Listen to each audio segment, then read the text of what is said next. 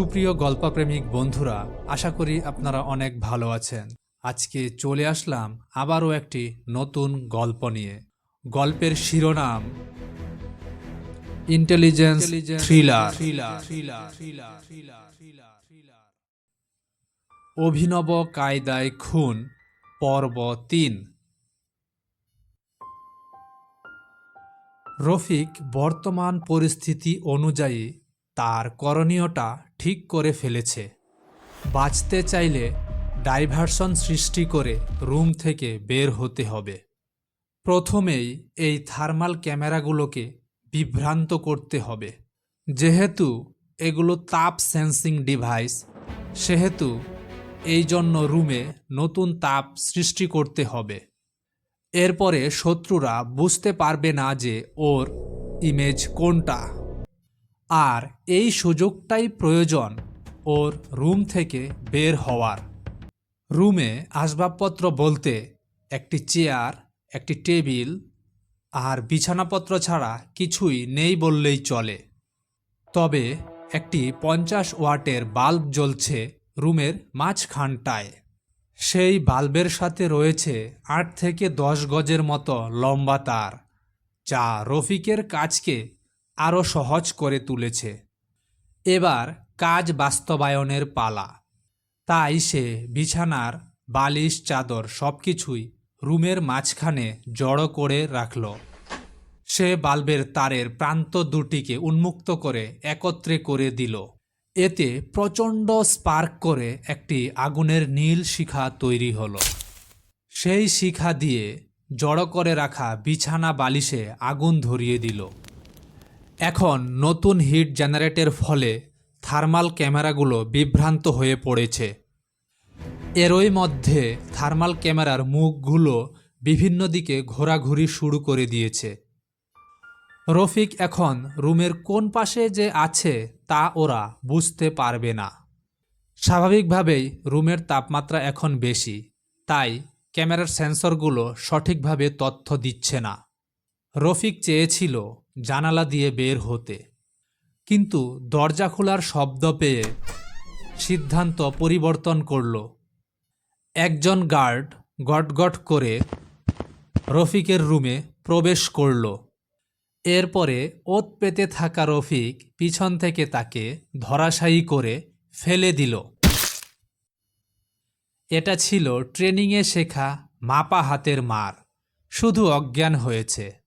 খুব দ্রুত গার্ডের পোশাক আশাক খুলে রফিক সেটাকে পরে নিল এবং নিজেই গার্ড সেজে রুম থেকে বের হলো। শুধু তাই নয়, রফিক গার্ডের অস্ত্রটি নিতেও ভুল করেনি। রফিক ওরফে MB13, যার নাম মেহেদি, বর্তমানে সে একটি লম্বা করিডোর ধরে হাঁটছে। সে খেয়াল করল সকলেই স্বাভাবিকভাবে হাঁটছে, তাই তাড়াহুড়ো করে অন্যের দৃষ্টি আকর্ষণ করতে চায় না সে। আজমল সাহেব তার সঙ্গীদের নিয়ে সেই ভবনটিতে প্রবেশ করার প্ল্যান করছেন। এটা একটা বৃহৎ বাগান বাড়ি। এর চারপাশে রয়েছে উঁচু প্রাচীর, আর এই পাঁচিলের উচ্চতা হবে প্রায় 10 ফুট। বাহিরে থেকে ভিতরে ঢোকার একটাই পথ, আর সেই পথে রয়েছে অস্ত্রধারী গার্ড। সে সতর্কভাবে সব পাহারা দিচ্ছে। ওরা ট্রেনিংপ্রাপ্ত খুনি, ওদের ফাঁকি দেওয়া প্রায় অসম্ভব। তিনি এই পরিকল্পনাগুলো করছেন সেই বাগানবাড়ি থেকে প্রায় আধা কিলোমিটার দূরে বসে। কারণ বাগানবাড়ির চারদিকে কোনো আড়াল নেই, সব দিকেই যেন ফাঁকা মাঠ। তবে শক্তিশালী লেন্সের সাহায্যে তারা সেখান থেকেই বাড়ির উপরে কড়া নজর রেখেছে। প্রায় 3-4 ঘন্টা ধরে তারা পালাক্রমে দায়িত্ব পালন করছে এবং সেখানে প্রবেশ করার ফন্দি আঁটছে। বাড়িটার একটা উইক পয়েন্ট পাওয়া গিয়েছে, তা হলো বাড়ির উপর থেকে ল্যান্ড করা। ওখানে কোনো নিরাপত্তা ব্যবস্থা নেই, কিন্তু সেখানে যেতে হলে অবশ্যই রাতের আধার প্রয়োজন। দিনের বেলা সেখানে যাওয়া প্রায় অসম্ভব। তবে প্রায় এখনও সন্ধ্যা হতে ৩-৪ ঘন্টা বাকি। আর এদিকে মেহেদী কমিউনিকেশন রুমে ঢুকে পড়েছে। তাকে দেখে কেউ সন্দেহ করেনি, কারণ তার পরনে ছিল গার্ডের পোশাক। মেহেদীর প্রথম টার্গেট হলো ওদের কমিউনিকেশন সিস্টেম একদম ধ্বংস করে দেওয়া। তাই রুমে ঢুকেই সেখানকার প্রধানের মাথা বরাবর রাইফেল তাক করল। তিনি ঘটনার আকস্মিকতায় আমতা আমতা করতে লাগলেন। তাকে মেহেদী ঠান্ডা গলায় নির্দেশ দিল, আপনি এক্ষুনি নির্দেশ দিন এখানকার প্রত্যেকটা লোক যেন যে যার কাজ ছেড়ে বাইরে বের হয়ে যায়। এটা আমি দখল করেছি। অফিসার কিছুটা ধরে প্রাণ সঞ্চার করে যেই তার পাশের ড্রয়ারে হাত দিতে যাচ্ছিলেন, সাবধান, বাইরে কারো সাথে যোগাযোগ করা যাবে না। এতে করে শুধু শুধু আপনার পৈতৃক জীবনটা হারাবেন। আমি যা বলছি তা পালন করুন, নইলে প্রথম গুলিটা আপনাকে দিয়েই শুরু করব। এই আমি ১-২ গোনা শুরু করলাম, ৩ পর্যন্ত গুনব। এর পরেও আমার নির্দেশ মতো কাজ না হলে বাকিটার জন্য আপনিই দায়ী থাকবেন। অফিসার বুঝে গেল এই লোক যা বলছে তাই করবে, তাই সকলকে বাইরে বের হওয়ার নির্দেশ দিল। মেহেদী জানালো, এখন আপনি আপনার বসকে ডাকুন, আমি তার সাথে কথা বলতে চাই। তখন ওই রুমের লাউড স্পিকারে আওয়াজ হলো, মেহেদী, আপনার আশা পূর্ণ হবে, তবে দেখা করার আগে আপনি কিছু জানতে চান কিনা তা বলুন। আপনি আমার সম্মাননীয় গেস্ট। আপনি যে কিভাবে এতগুলো গার্ড এবং লোকজনকে ফাঁকি দিয়ে মুক্ত হলেন, এটা সত্যি প্রশংসার দাবিদার। তাছাড়া আমি ভাবতাম আমার লোকরাই সবচেয়ে সেরা, এখন বুঝছি ওদের মাঝেও গ্যাপ রয়েছে। যাই হোক, এই গ্যাপগুলো নিয়েও আমি কাজ করতে পারব। মেহেদী বলল, সবার আগে আপনি বলুন কেন একজন রিকশাওয়ালাকে এভাবে নির্মমভাবে হত্যা করলেন।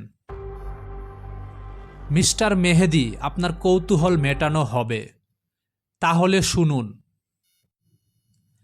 এই রমিজ মিয়া, অর্থাৎ যাকে গ্যালিয়াম দিয়ে হত্যা করা হয়েছিল, সে ছিল আমার ছোট্টবেলার সহপাঠী।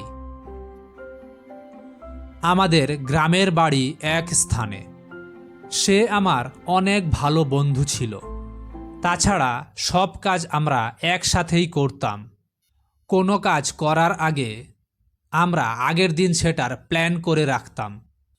আমাদের পরের দিনের প্ল্যান ছিল একটি মৌমাছির চাক থেকে মধু সংগ্রহ করা। কিন্তু রমিজ আমার থেকে বয়সে কিছুটা বড় ছিল, তবে পড়াশোনায় ওর বুদ্ধি ছিল একেবারে ফাঁকা। একদিন ক্লাসে স্যার রমিজকে জিজ্ঞেস করলেন, এই রমিজ, বলতো মৌলিক পদার্থ কাকে বলে? রমিজ হা করে শিক্ষকের দিকে তাকিয়ে থাকল, কারণ সে মৌলিক পদার্থ সম্পর্কে এক্কেবারে অজ্ঞ। এই অবস্থা দেখে শিক্ষক মন্তব্য করলেন, কিরে রমিজ, তুই তো দিন দিন লম্বাই হচ্ছিস তাল গাছের মতো, মাথার বুদ্ধিটাও একটু বড় কর। অপরদিকে আমি ছিলাম ক্লাসের সবচেয়ে খাটো ছেলে। স্যার সবার উদ্দেশ্যে জানালেন, কে বলতে পারবে মৌলিক পদার্থ কাকে বলে? আমি হাত উঠালাম এবং স্যারের নির্দেশ মতো বললাম, যে পদার্থকে বিশ্লেষণ করলে ওই পদার্থ ব্যতীত অন্য কোনো পদার্থের অস্তিত্ব পাওয়া যায় না, তাকে মৌলিক পদার্থ বলে। স্যার খুব খুশি হলেন এবং আমার দিকে প্রশংসার চোখে তাকালেন। সেই সাথে রমিজের দিকে তাকিয়ে মন্তব্য করলেন, দেখ, এই ছেলেটা ক্লাসের একদম খাটো, কিন্তু তুই তো একটা আস্ত তাল গাছ। ওর মাথায় যে বুদ্ধি আছে তোর মাথায় তার 1%ও নেই। শুধু তাই নয়, রমিজকে একটা থাপ্পড় মারারও নির্দেশ পেলাম স্যারের কাছ থেকে। যেহেতু রমিজ আমাদের সহপাঠী, তাই থাপ্পড়টা আসতেই দিলাম। আর সাথে সাথে স্যার আমাকেই একটা থাপ্পড় মেরে বসলেন। সেই সাথে নির্দেশ দিলেন, তুই যতক্ষণ না পর্যন্ত রমিজকে জোরে থাপ্পড় মারবি ততক্ষণ পর্যন্ত আমি তোকে থাপ্পড় মেরেই যাব। এখন আমি পড়েছি উভয় সংকটে, একদিকে স্যার তো অন্যদিকে আমাদের ক্লাসমেট রমিজ। শুধু কি তাই, আমি রমিজকে একটু একটু ভয়ও পাই। অবস্থা বেগতিক দেখে শেষমেশ আমি রমিজকে একটা থাপ্পড় জোরেই মেরে দিলাম। এরপরে যথারীতি ক্লাস চলল। আমরা সকলে কিছুদিন পরে কালের পরিক্রমায় এই ঘটনাটা ভুলে গেলাম, কিন্তু রমিজ এই ঘটনাটি একদম ভুলেনি। সেটা টের পেলাম সেদিন, যেদিন আমরা মৌমাছির চাক থেকে মধু আনতে গেলাম। আমি যেহেতু হালকা পাতলা এবং রমিজের চেয়ে ছোটোখাটো চেহারার ছিলাম, তাই আমারই উপর ভার পড়ল সকল ব্যবস্থা করে গাছ থেকে চাকটা নিচে নামাবার। যেই না আমি গাছে উঠলাম, ঠিক তখনই রমিজ মৌমাছির চাকটাতে একটা ঢিল মারল এবং বলল, হিসাব বরাবর। এটা বলেই সে আমাকে রেখে একটা ভো দৌড় দিয়ে পালিয়ে গেল। আর এদিকে আমার অবস্থা সেটা তো বুঝতেই পারছেন, শরীরের এমন কোনো জায়গা নেই যে আমাকে মৌমাছি কামড়ায়নি। আর সবচেয়ে ভয়ঙ্কর বিষয়টা হলো, একটা মৌমাছি আমার চোখে ঢুকে যায়। সেই মৌমাছির কামড়ে আমি আমার একটা চোখ হারাই। মেহেদি দীর্ঘশ্বাস ফেলে বলল, বুঝলাম আপনার সাথে যেটা হয়েছে সেটা ভালো হয়নি, তাই বলে আপনি তাকে হত্যা করে ফেলবেন, এটা তো আইনের লঙ্ঘন। আইন নিজের হাতে তুলে নেবার কে অধিকার দিল আপনাকে? তখন লাউড স্পিকারে গম গম গলায় বলল, রাখেন আপনার আইন, আমার আইনে আমার বিচার হয়। এখানে কোনো আপিল করার সুযোগ নেই, শুধু পানিশমেন্ট। আচ্ছা, আরেকটা বিষয়, আপনি রিকশার চেইনে কিভাবে কারিগরিটা ফলালেন সেটা জানতে খুব ইচ্ছে করছে। ও, সেটা করেছি আমি নিজেই। আপনি তো তদন্ত করে জেনেছেন আমি যে রমিজের গ্যারেজে রিকশা রাখতাম। আমি প্রথমেই রমিজের মতো একটা রিকশা সংগ্রহ করি। রমিজের রিকশাটা ছিল না নতুন না পুরাতন, যদিও এই রিকশা সংগ্রহ করাটাই ছিল সবচেয়ে বেশি ঝামেলার কাজ। যাই হোক, অবশেষে রিকশা পেলাম, সেটা আর না বলি, সেটা বলতে গেলে রাত কাভার হয়ে যাবে। এদিকে সন্ধ্যা পেরিয়ে রাত হয়ে গিয়েছে। শুধু তাই নয়, আজকে হলো ঘুটঘুটে অন্ধকার অমাবস্যার রাত। তাই আজমল সাহেব এবং তার সঙ্গীদের প্যারাশুট যোগে এই ভবনের ছাদে ল্যান্ড করতে কোনো সমস্যাই হলো না। প্রথমে একজন প্যারাশুট যোগে ছাদে ল্যান্ড করে, তারপরে সে সকলকে গাইড করে। প্রত্যেকের চোখে নাইট ভিশন গগজ থাকায় রাতে দেখতে তাদের কোনো সমস্যাই হয়নি। তারা একে অন্যকে কাভার করে নিচে নামছে এবং মেহেদিকে খুঁজে বেড়াচ্ছে, যদিও তারা জানে না যে মেহেদি এখনও বেঁচে আছে কি মরে গেছে। কিন্তু মেহেদি এরই মাঝে তার কর্তব্য পালন করতে শুরু করে দিয়েছে। লাউড স্পিকার বলেই চলেছে, আমি সেই রিকশাটা রমিজের রিকশার সাথে বদল করে রেখে দেই এবং তারপরে যা হবার তাই হলো, সেটা তো সবাই জানে। গল্পের ছলে খুনি তার রুমের গোপন চেম্বার থেকে গ্যাস রিলিজ করে দিয়েছে। গ্যাসটা ছিল অজ্ঞান হবার। রফিক বুঝতে পেরে আগেই সে তার দম বন্ধ করে মাটিতে পড়ে গেল। তাকে দেখে বোঝার উপায় নেই সে অজ্ঞান হয়েছে কি হয়নি। এদিকে একটি দেয়াল স্বয়ংক্রিয়ভাবে দুই ভাগে বিভক্ত হয়ে গেল।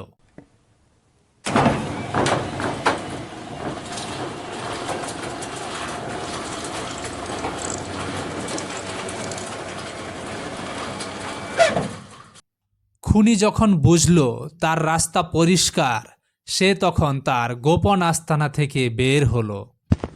এরই মাঝে রুমে বিষাক্ত গ্যাসের প্রভাব কাটানোর জন্য নতুন কেমিক্যাল স্প্রে করা হয়েছে।